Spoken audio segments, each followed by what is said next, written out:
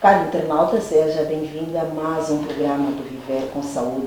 Hoje comemora-se o Dia Mundial da Consciencialização sobre a Epilepsia, uma doença que afeta milhões de pessoas. Relativamente a esta patologia, eu tenho o prazer de falar com a especialista neurologista, a doutora Catiana Laureano. Isso mesmo. Doutora, obrigada por ter aceito esse convite. É sempre um prazer informar com verdade e com qualidade, por isso é que estamos aqui. Que bom, o programa Viver com Saúde tem um prazer imenso de ouvi-la. Obrigado. Doutora, hoje comemora-se o Dia Mundial, como referido, da consciencialização da epilepsia, uma doença que em Angola também é conhecida como gota. Mas antes que a doutora dê uma explicação sobre isso, eu gostava de saber, primeiro, o que é a epilepsia? Bem, a epilepsia nada mais é do que uma condição neurológica que é caracterizada por uma desordem e hiperexcitabilidade neuronal e que ela apresenta-se como abalo dos membros. Quando digo dos membros, falo dos membros superiores quanto dos membros inferiores. Estes doentes geralmente estão com os olhos abertos, com cialorreia, que é a hipersalivação.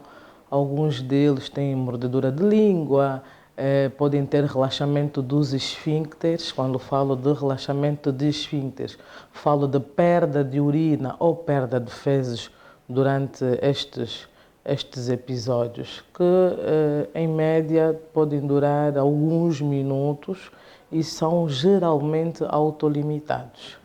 Doutora, em Angola é conhecido como gota. Pois. Por quê? Qual é a relação, se é que existe? Por quê? Bem, não existe relação absolutamente nenhuma, até porque as crises gotosas são caracterizadas pelo aumento significativo do ácido úrico, que dá dor nas articulações, seja dos dedos da mão, do pé, no joelho, ou seja, são entidades completamente distintas e quem trata nem é o neurologista. As crises gotosas são tratadas pelos reumatologistas. Penso que foi um termo que alguém usou e que ficou difundido nacionalmente, mas não existe nenhuma correlação entre a crise epilética ou epilepsia e a crise gotosa. O que é que causa a epilepsia e por quê que ela surge? Bem, a epilepsia ela é de etiologia multifactorial, desde aquelas que têm características hereditárias, que são patologias que podem ser adquiridas por alterações genéticas, há alterações estruturais, até alterações metabólicas. Quando falo de alterações estruturais, o doente que teve um acidente automobilístico e que teve um traumatismo crânioencefálico, essa pessoa pode, depois desse evento, desenvolver epilepsia e não teve história familiar, não teve história genética, nenhum outro antecedente, foi mesmo só aquele acidente automobilístico. Pacientes ou pessoas que tenham sofrido um acidente vascular cerebral também podem ficar com sequela de epilepsia, dependendo da topografia ou da localização desse evento cerebrovascular. Pode ter sido numa área que nós chamamos altamente epileptogênica e esse doente vai ficar com epilepsia para o resto da vida. Outras alterações, aqui é importante diferenciar epilepsia de crise epilética, tá? Outros pacientes que tenham, ou crianças, bebês, tenham tido hipóxia neonatal, que tenham aqueles que dizem que o bebê ficou muito tempo no canal do parto, depois eles podem desenvolver epilepsia, ou seja, é multifactorial, até pessoas que são amantes da carne de porco, depois se não fazem desparasitação com frequência e se não cozinham, confeccionam essa carne adequadamente, depois desenvolvem uma patologia neurocisticercose que também dá crises epiléticas. A epilepsia tem fases, doutora? Existem fases na epilepsia? O termo não seriam fases. Geralmente, os doentes apresentam a primeira crise nos doentes com diagnóstico de epilepsia, porque tem doentes que tiveram uma crise epilética na vida e nunca mais tiveram outra. Nos doentes que têm epilepsia, geralmente apresentam uma crise. Depois, se não for feito o diagnóstico etiológico dessa crise, eles podem ir apresentando outras crises até que se faça o diagnóstico e se inicie o tratamento adequado. E como é que ela é classificada, doutora? Quais são os tipos de epilepsia, se é que existe? Existem vários tipos de epilepsia, vários, diversos. Desde as epilepsias sintomáticas, as epilepsias mioclônicas juvenis, as epilepsias benignas da infância, são inúmeras e os doentes vão sendo classificados ou enquadrados em cada tipo de epilepsia em função da investigação que for sendo feita. Como é que podem ser as crises epilépticas, doutora? Olha, essa pergunta é muito interessante, porque quando falamos de epilepsia ou das gotas, ficamos sempre à espera daqueles doentes que se esticam, que batem os braços e que espumam pela boca. As crises epiléticas nem sempre elas apresentam-se dessa forma. Existem pessoas que, durante um diálogo, elas simplesmente param de falar, assim como parei agora, ficam com o olhar fixo a olhar para si, e depois de alguns segundos elas voltam e continuam a conversar como se nada tivesse acontecido. Esta pessoa teve uma crise, que nós chamamos de crise da ausência. Existem pessoas que estão a conversar e de repente elas perdem completamente o tônus muscular e batem com a cabeça sobre a mesa e depois despertam e perguntam o que é que aconteceu. Esta pessoa acabou de ter uma crise. Existem pessoas que simplesmente um dos braços fica a fazer esse movimento enquanto a pessoa conversa e depois o braço para. Esta pessoa acabou de ter uma crise. Ou seja, muitas das vezes esses doentes, eu acho que isso enquadra-se um pouquinho no que acabou de perguntar relativamente às fases. Não são fases. Às vezes as pessoas não têm consciência de que aquilo era uma crise, fazem diversas consultas, passam por diversos especialistas até chegar ao neurologista. Ou seja, a epilepsia ela tem apresentações muito díspares, diferentes mesmo. E é preciso ter um olho clínico, um olho de especialista para perceber que aquilo ali era uma crise. Existem crianças ou adultos que só gritam. Dá um grito, faz um movimento e volta ao normal. Uma coisa de segundos. Teve uma crise. Ou seja, a epilepsia, do ponto de vista de neurologia, ela é muito rica, tanto de sintomatologia como forma de apresentação. Doutora, diante de uma crise, as pessoas que estiverem à volta, qual deve ser o procedimento? Como é que devem ajudar? Essa pergunta é importante porque muitas das vezes, quando os doentes chegam cá, porque a crise, uma boa parte dos doentes não têm pródromos. O que são pródromos? Aqui avisam, um pré-aviso de que terei uma crise. Uma boa parte dos doentes se apresentam, outros não. E ela pode se dar, de facto, na via pública e não são poucos os casos. Em presença de um doente em crise, a conduta acertada, a conduta mais correta é deitar o doente. Se tiver uma almofada, um lençol, um pano, alguma coisa que é para o conforto, sobretudo da cabeça, seria importante que as pessoas se afastem, porque esse doente, enquanto convulsiona, ele não respira. Por isso é que depois da crise fica como se tivesse corrido uma maratona, o doente fica ofegante, fica cansado. Afastem-se, deixem o doente ter a crise. Não coloquem pau na boca, não coloquem panos, porque se colocar alguma coisa, esse doente pode asfixiar-se com esse objeto que será colocado. A mordedura de língua vai mesmo acontecer e deixem que aconteça. A crise ela dura em torno de 2, 3 minutos e ela é autolimitada na maior parte das vezes. Se alguém puder, logo depois da crise, socorrer este indivíduo, este cidadão, para a unidade hospitalar mais próxima, seria a medida mais correta. Quais são os exames feitos para o diagnóstico desta patologia? Bem, existem vários exames, até porque quando o doente tem uma crise, nós estamos sempre à procura da etiologia, da causa. Por que o doente teve uma crise? porque existem outras alterações que dão convulsão, que não são só patologias neurológicas como tal, e esse doente pode ter uma crise isolada, como disse inicialmente, pode ter uma crise e nunca mais ter. O doente ficou, a pessoa ficou todo dia sem comer e está com uma glicemia de 40, de 50, vai convulsionar. Mas depois desse doente alimentar-se, ele poderá nunca mais na vida ter outra crise.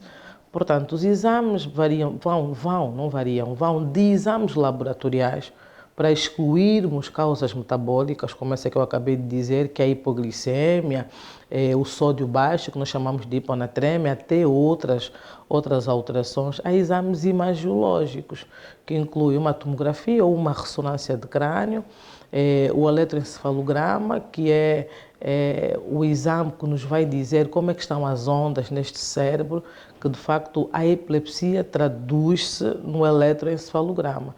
E realçar aqui que um eletroencefalograma normal não exclui o diagnóstico de epilepsia.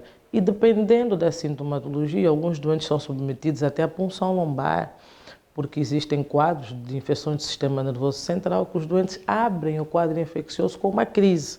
Então, nós fazemos uma série de exames laboratoriais e imagiológicos para excluir outras etiologias, identificá-las e tratá-las, nos casos em que é possível o tratamento. Doutora, esta doença é mais comum em homens ou mulheres?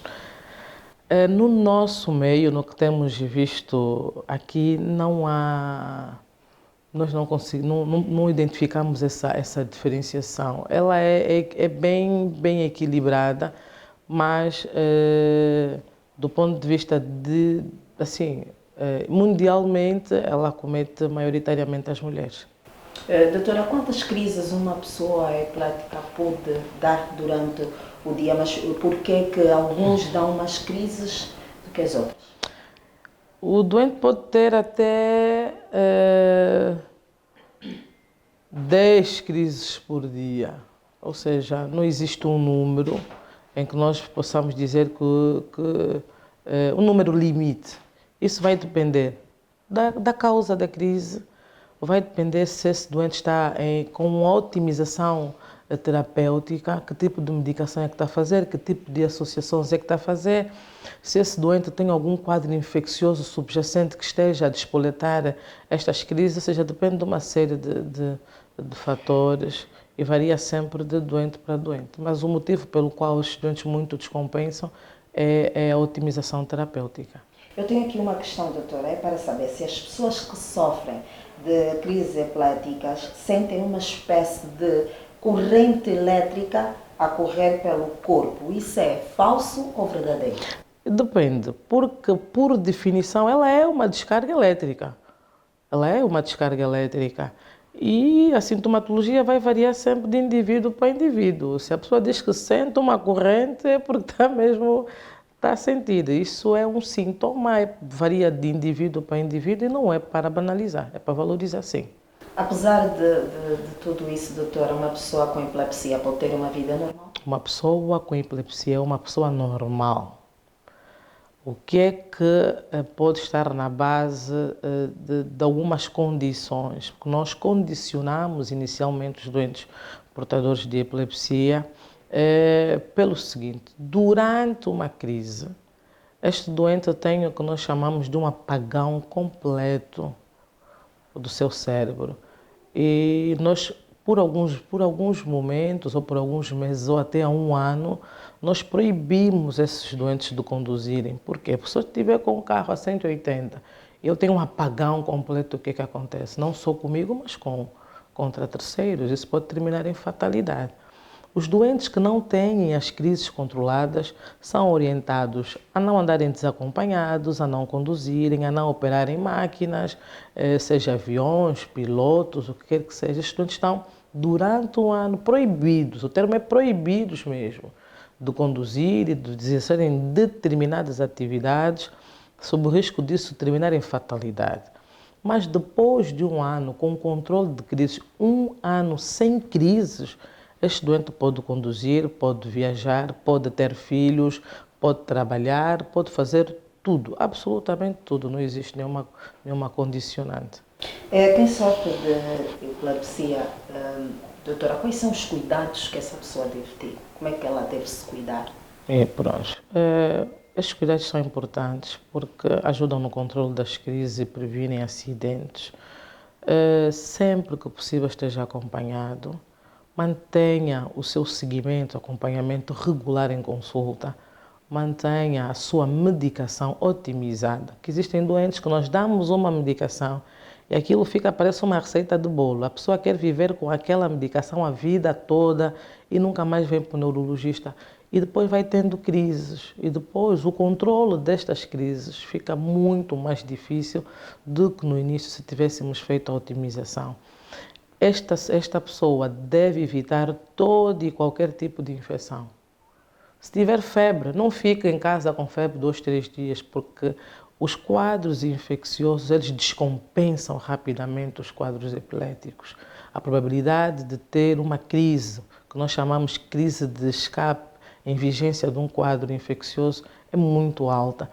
Tratar as infecções, se tem cárie dentária, trate a cárie, se tem febre, trate, procure um médico para perceber porque é que está com febre, trate os quadros de infecção urinária, ou seja, todo e qualquer tipo de infecção deve ser tratado. Evite desportos radicais, evite desportos que exijam subida de altura, tudo aquilo que durante, se tiver, como disse, muitas das crises não avisam. Elas são súbitas, é um apagão súbito. Então devem ser pessoas regradas, evitem a ingestão de bebida alcoólica, que ela aumenta significativamente o limiar de crise e essa pessoa pode convulsionar. É possível prevenir a epilepsia, doutor? Bem, em alguns casos sim. Como disse, os amantes da carne de porco, se confeccionarem bem essa carne e desparasitarem, é um caso prevenível. Mas os outros é difícil. Ela aparece de surpresa na maior parte das vezes. Após o diagnóstico, doutora, a epilepsia pode ter cura? Existem as epilepsias, as benignas, os quadros benignos, os autolimitados. A pessoa tem crises durante a infância, depois chega a adolescência, a vida adulta, elas simplesmente desaparecem. São casos bem descritos. Gostaríamos nós que fossem todos, mas infelizmente não é o caso. Existem as epilepsias autolimitadas, as epilepsias benignas, que auto se resolvem. Nós também ainda não conseguimos entender por que isto acontece com alguns e não acontece com outros doentes, mas falar em cura como tal, ainda não. Doutora, de certo modo, algumas pessoas, não é, por desconhecerem a doença, manifestam sentimentos de preconceito ligado à discriminação. O que é que a doutora tem a dizer a respeito? Não são poucos os casos e não é de hoje, isso vem desde os primórdios da medicina. Os doentes com epilepsia, em outrora, eram tratados como doentes possuídos por demônios. Isso está descrito na literatura, não é nada novo. Nós temos estado a fazer cada vez mais palestras, temos estado a tentar difundir mais a informação. Percebo que hoje as pessoas estão mais sensíveis porque temos milhões de pessoas hoje com epilepsia e as pessoas já conseguem perceber que não existe relação entre a epilepsia e estar endemoniado, de facto. Aconselhar as pessoas, digo sempre que as doenças nos escolhem, nós não escolhemos as doenças e hoje vemos os outros, amanhã pode ser um membro da família e temos que saber lidar com esta situação. A epilepsia não tem nada a ver com demônios. É uma patologia neurológica que tem tratamento, controle, as pessoas vivem, têm qualidade de vida, vivem normal, têm filhos, viajam, trabalham, são médicos, fazem de tudo quando se tem epilepsia, desde que tenham as crises controladas. E vamos continuar a aconselhar as pessoas, vamos continuar a informar, que informação é poder, quem tem informação tem um comportamento distinto. Como é que a medicina se encontra com relação ao tratamento desta patologia? Como é que está a evolução, doutora? Novos tratamentos, nem por isso? Nós temos muitos avanços relativamente à epilepsia. Os fármacos, o país tem uma boa parte dos fármacos hoje disponíveis no mundo, nós temos. Tenho de assumir que os mais eficazes para algumas situações são caros, são fármacos ainda caros.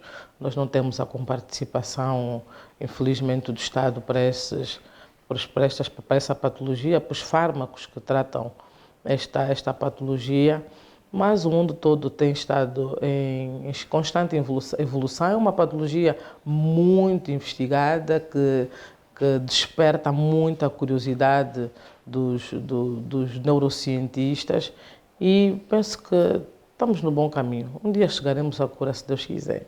Inicialmente, a doutora falou que existe diferença entre a epilepsia e a crise convulsiva. Isso. Gostava que a doutora falasse um bocadinho sobre a diferença entre elas. A crise epilética ou a crise convulsiva, como algumas pessoas tratam, é um episódio, não é um diagnóstico.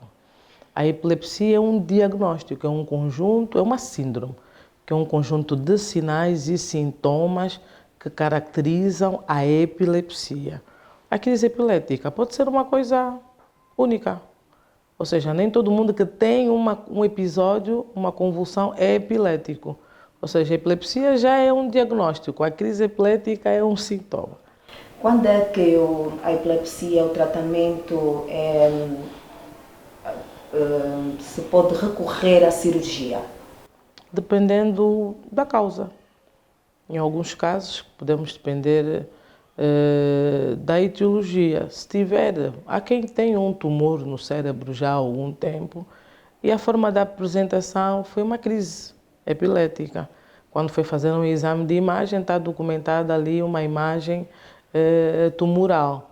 Ou seja, esse doente, uma boa parte das vezes, depois que se faz a excisão dessa lesão tumoral, ele pode deixar de ter crises, ou seja, não foi o tratamento cirúrgico que curou a epilepsia, não, foi removida a causa da crise, que foi o tumor. E existem algumas cirurgias que nós não fazemos, infelizmente, mas são feitas no exterior do país, em casos de crises reentrantes, pessoas que já têm uma otimização terapêutica, têm mais de 2, 3, 4 fármacos e ainda assim nós não conseguimos controlar as crises.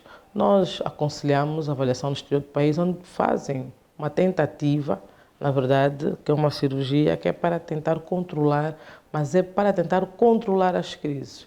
Dificilmente esses doentes chegam à cura. Doutora Catiana, quantos pacientes a doutora chega a atender diariamente, mensalmente, aqui na Clínica Girassol com epilepsia? Olha, em torno de 40 a 50 doentes na semana. A epilepsia está entre a terceira e a quarta causa de consulta aqui na Clínica Girassol. Ela perde só para a cefaleia, para a enxaqueca, perde para o AVC, para as sequelas do AVC, entre terceiro e quarto lugar é a epilepsia. Considera um número elevado? Muito elevado.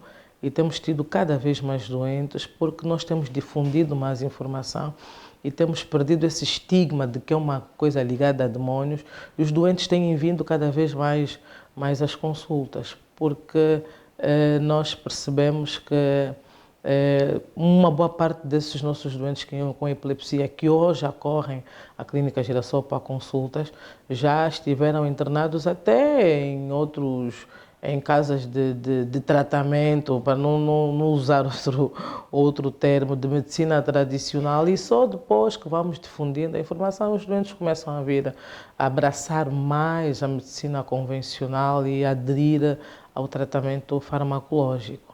Doutora, para terminarmos, qual é a mensagem que deixa diante da data e de tudo que se falou? Bem, a data da consciencialização sobre a epilepsia é uma data que deve nos fazer, de facto, refletir a respeito desta patologia, que cada vez mais temos percebido que tem acometido muitas pessoas, sobretudo nós temos muitas crianças com epilepsia.